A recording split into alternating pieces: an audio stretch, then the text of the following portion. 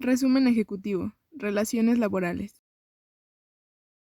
Hace algunos años no existía el derecho laboral. Las relaciones de trabajo eran abuso hombre a hombre. Poco a poco, con el paso del tiempo, se fue buscando el progreso, la libertad y la seguridad en una relación de trabajo, por lo que más adelante se dio origen a las instituciones laborales. De ahí que el derecho laboral sea un derecho protector de la clase trabajadora, que busque el equilibrio entre producción, capital y trabajo. El derecho laboral fue el parteaguas para la regulación jurídica, misma que actualmente se aplica ya sea por legislación a través de la Constitución Política de los Estados Unidos Mexicanos o por analogía, esto quiere decir la aplicación de una norma extendida por identidad. Relaciones individuales del trabajo.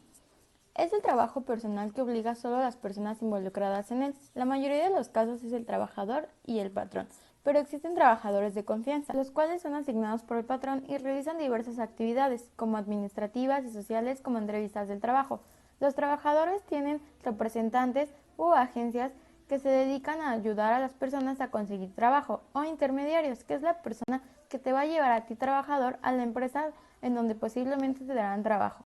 Yo como trabajador no puedo designar a una tercera persona a que realice mi trabajo, ya que es mi obligación cumplir con él. Tipos de contrato individual de trabajo. ¿Qué es un contrato? Es el medio por el cual una persona se obliga a prestar a otra un trabajo subordinado mediante el pago de un salario. Existen diferentes tipos de contrato de acuerdo a la duración de la relación laboral. Estos pueden ser por obra determinada, por tiempo determinado, por temporada, por tiempo indeterminado, que a su vez se puede dividir en sujeto a prueba o para capacitación inicial. Como siguiente tema tenemos suspensión, rescisión y terminación de las relaciones laborales. Esto es una interrupción. Terminando esta, el trabajador podrá regresar a sus labores. Puede regresar al día siguiente o después de 15 días. Esto depende del motivo de la suspensión. El siguiente punto es rescisión de las relaciones de trabajo, que es la finalización de esta, decretada por ambas partes. La Ley Federal del Trabajo clasifica de dos formas: sin responsabilidad para el trabajador y sin responsabilidad para el patrón.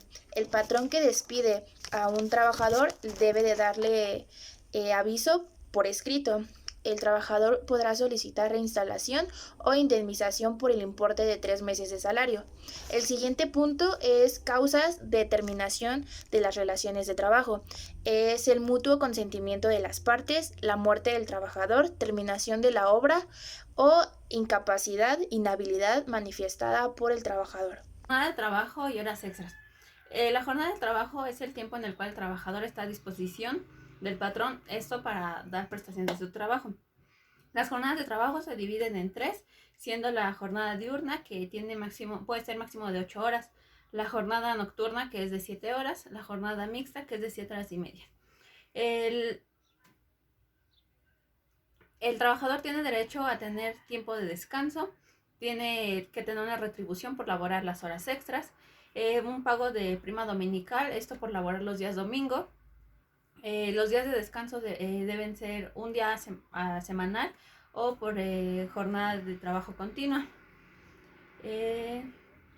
Los pagos de tiempo extra deben ser sumados al excedente de su sueldo base. Días de descanso obligatorio y vacaciones. Los trabajadores que tengan más de un año laborando tienen derecho a disfrutar de un periodo anual de vacaciones.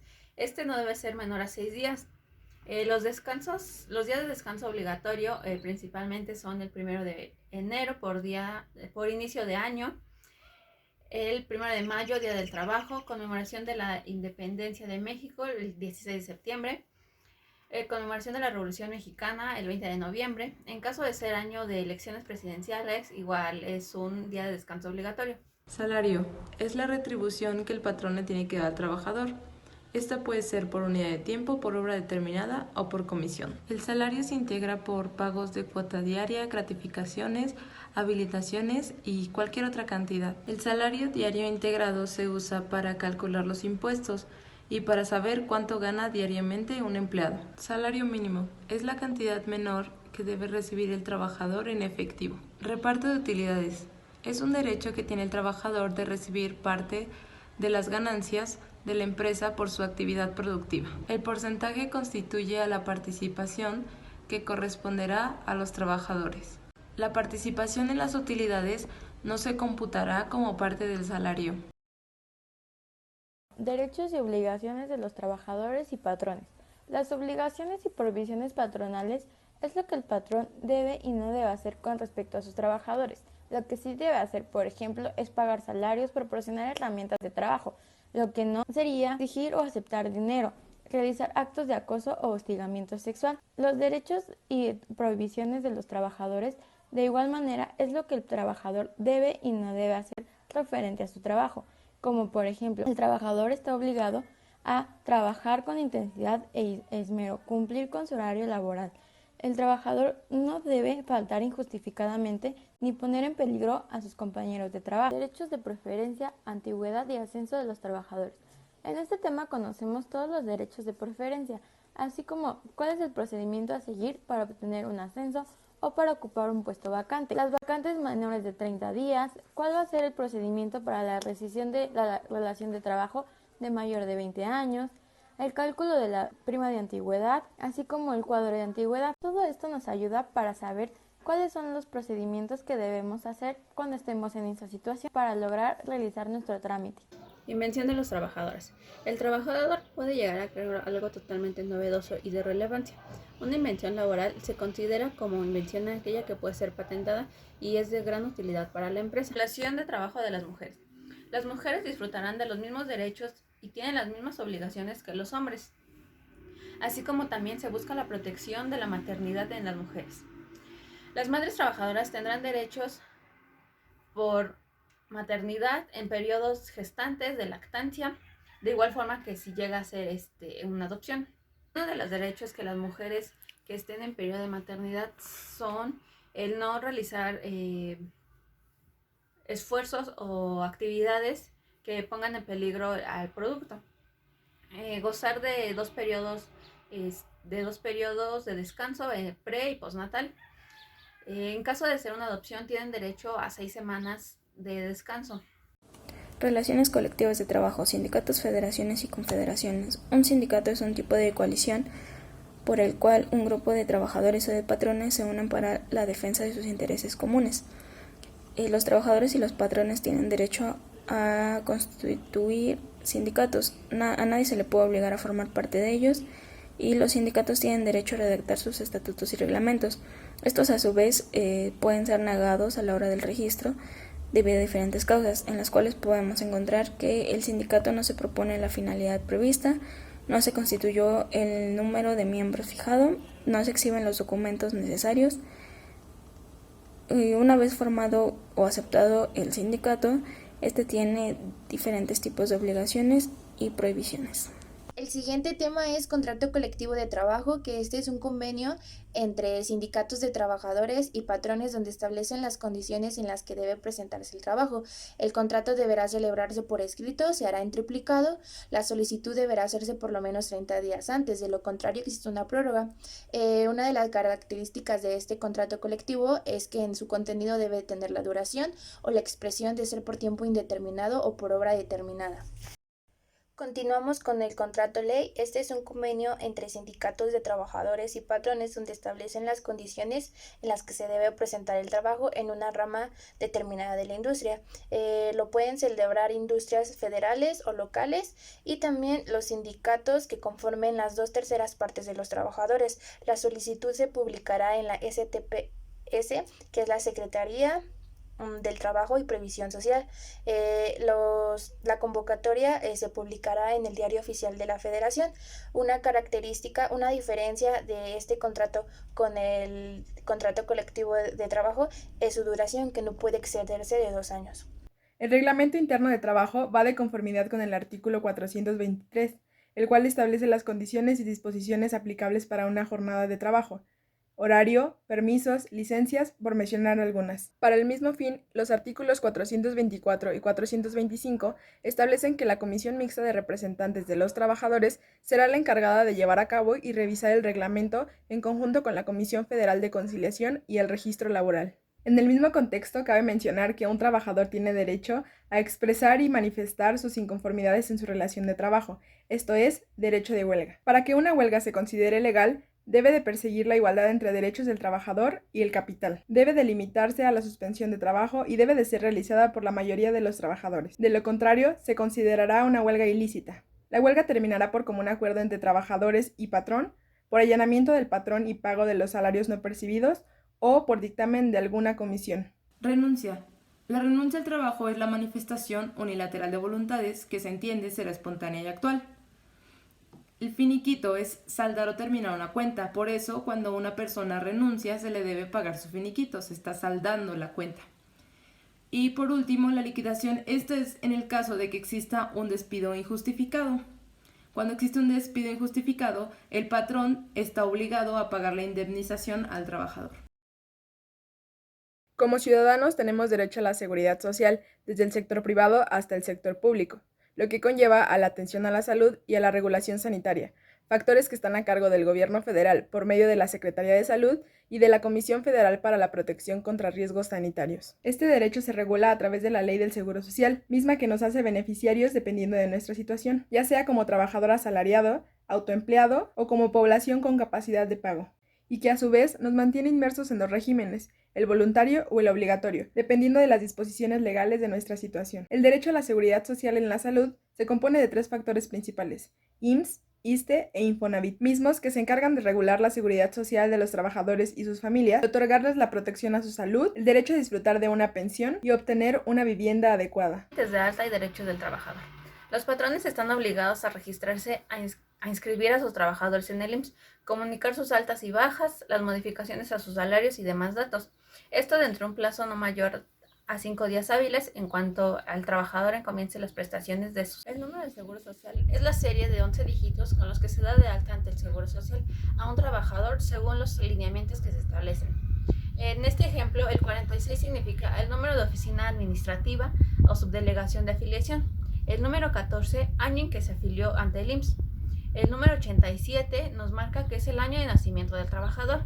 El número 0945 son los dígitos asignados por el IMSS. Y el número 1 es el número identificador de trabajadores ante el IMSS. Reingreso al IMSS es el derecho que nuevamente adquiere el trabajador al reincorporarse a la relación laboral y se le reconocerá el tiempo cubierto por sus cotizaciones anteriores. ¿Quién tramita el reingreso al IMSS? El patrón representa legal o el mismo trabajador pueden hacer trámites de reingreso al IMSS. ¿Dónde se tramita el reingreso al IMSS? En la subdelegación o oficina administrativa auxiliar del IMSS, que corresponda al domicilio del asegurado. Modificación del salario del IMSS. La empresa debe presentar un aviso al instituto debido a las variaciones que sufre el salario, diario base de cotizaciones de los trabajadores, darse de baja en el IMSS. El movimiento de baja en el IMSS es un aviso que debe darse a la empresa al instituto. Esta sucede al terminar las relaciones laborales del trabajador con la empresa, con lo cual concluye su inscripción al Seguro Social. ¿Dónde se realiza la baja al IMSS? Para realizar la baja en el IMSS hay que acudir a la subdelegación u oficina administrativa auxiliar del IMSS, que corresponda al domicilio de su centro de trabajo. Continuación voluntaria de la afiliación al IMSS. Este servicio solo se otorga a aquellas personas que cotizan en el IMSS a un año mínimo y que su baja no tenga más de 52 semanas. Bueno, el siguiente tema son incapacidades, que esto es brindar al asegurado el descanso necesario para su recuperación. Primero hablaré del IMSS. Una enfermedad no profesional o general tiene derecho a un subsidio del 60% y este será pagado el 4º día. Una incapacidad por enfermedad o accidente de trabajo tiene derecho a un subsidio al 100% y desde el primer día. Los tipos de incapacidad son incapacidad inicial, incapacidad subsecuente, incapacidad por recaída e incapacidad de enlace. La clasificación de los certificados de incapacidad, por dar un ejemplo, en el caso de maternidad, el instituto otorgará durante todo el embarazo a la asegurada las siguientes prestaciones: atención obstétrica, ayuda en especie por 6 meses y una canastilla al nacer el hijo. Continuamos con las incapacidades en el ISSSTE. Aquí se maneja de la siguiente manera. El asegurado tiene derecho a cobrar un sueldo al 100% y 50%. Esto depende de la antigüedad del trabajador. Y bueno, las incapacidades por maternidad son las siguientes. Puede tomar 90 días naturales, 30 días antes y 60 días después a la fecha probable del parto, o 45 días antes y 45 días después. Cabe mencionar que los abortos se consideran como una enfermedad general. La indemnización es un derecho de orden público que se traduce como la compensación económica que se le da a un trabajador por su desgaste físico e intelectual a la hora de realizar sus labores. Pensión. Es un pago temporal o de por vida que se da a una persona que se encuentra en alguna situación establecida por la ley del seguro. La pensión garantizada tiene las siguientes prestaciones. Obviamente tu pensión, tu aguinaldo, servicios médicos para ti y toda tu familia, prestaciones personales y gastos funerarios del pensionado. Ahorro solidario. Es una opción de ahorro voluntario adicional al ahorro obligatorio. Este te puede ayudar a hacer más grande tu pensión y adelantar tu tiempo de retiro. Infonavit es el crédito para la vivienda, el cual trabaja el gobierno, las empresas y los trabajadores en conjunto. Su principal objetivo es otorgar créditos a los trabajadores para que ellos puedan obtener una vivienda o mejorar la que ya tienen. Este crédito disminuye conforme tu salario y tu edad. Está acumulado en el fondo de vivienda, el cual se compone del 5% de las aportaciones que da tu patrón de tu salario. Aumenta 4% cada 1 de enero y si tú ganas menos de 11,000 pesos al mes, el gobierno te da un apoyo de 70,000 pesos a Afores. Estas son empresas que se dedican a administrar el dinero de los trabajadores para que sea una pensión en el momento de su retiro. Aquí los trabajadores pueden hacer aportaciones, también el gobierno y sus patrones. Esto con la finalidad de que cuando el trabajador concluya su vida laboral tenga un fondo en el cual pueda sustentar su vida. Las Afores son empresas privadas, por lo cual cobran una comisión. Esta comisión depende del Afore que tú estés contratando. Es importante conocer todas las requisitos y trámites a realizar para nuestro crédito Infonavit y nuestra Afore, ya que vamos a formar un sustento para nuestra vida. En conclusión, consideramos que es de suma importancia aplicar todas las normativas y las leyes estudiadas en este curso para un bienestar económico y laboral.